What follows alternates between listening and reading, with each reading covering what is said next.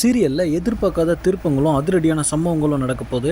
சூர்யாவை police arrest பண்ணுறது, நந்தினி உயிருக்கு ஆபத்து, மேலும் மேலும் தப்பு பண்ணிக்கிட்டே போகிற ரஞ்சித்தை போலீஸ் எப்போ தான் அரெஸ்ட் பண்ண போகிறாங்க அப்படிங்கிற ஒரு கேள்விக்குறி போயிட்டுருக்கு.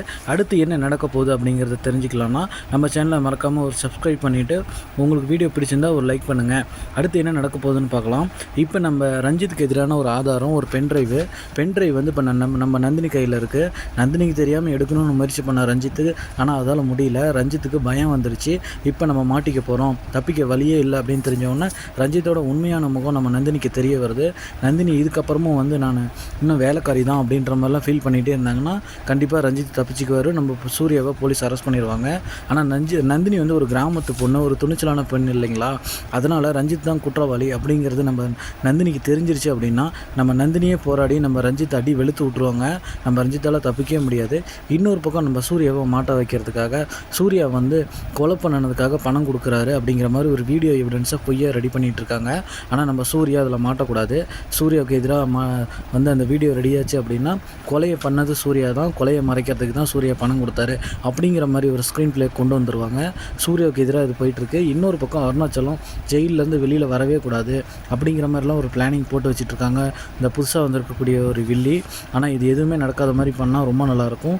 இப்போதைக்கு வீட்டில் நம்ம நந்தினி உயிருக்கு ஆபத்து. அது மட்டும் இல்லாமல் ரஞ்சித் பண்ணுற தப்புகள் எல்லாமே இப்போ நம்ம சூர்யா பக்கம் திரும்ப போகுது.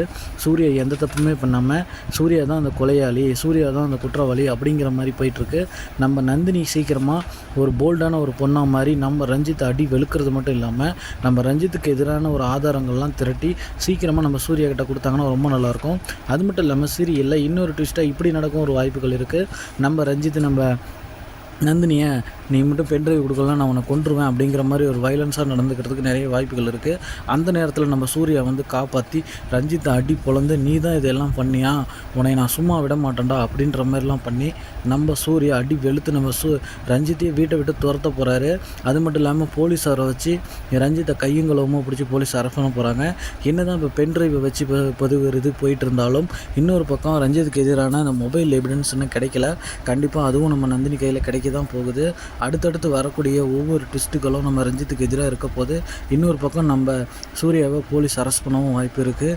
இது எல்லாமே இப்போ நம்ம நந்தினி தான் நம்ம சூர்யாவை காப்பாற்றணும் அப்படிங்கிற ஒரு சூழ்நிலை வரப்போகுது.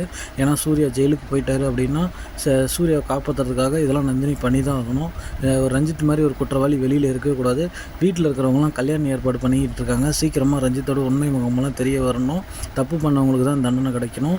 சீக்கிரமாக இதை ஒரு அதிரடியான சம்பவங்களும் இன்ட்ரெஸ்டிங்கான ஒரு ஸ்கிரிப்டுகளும் அடுத்தது நடக்க போகுது.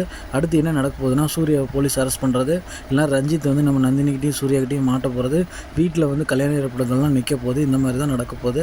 அப்கமிங் எபிசோடில் என்ன நடக்க போகுது அப்படிங்கிறத வெயிட் பண்ணி அடுத்த வீடியோவில் நம்ம பார்க்கலாம்.